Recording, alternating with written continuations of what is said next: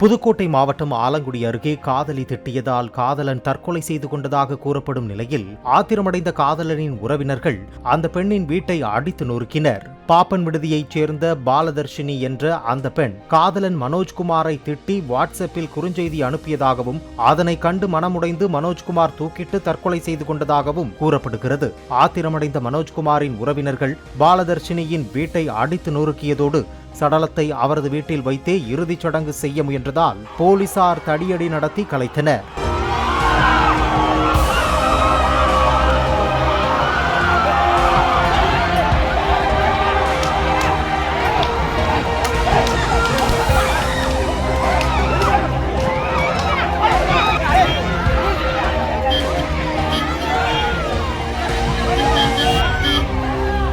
Play store மற்றும் app ஸ்டோரில் இருந்து பாலிமர் செயலியை QR கோடு மூலம் பதிவிறக்கம் செய்யுங்கள்.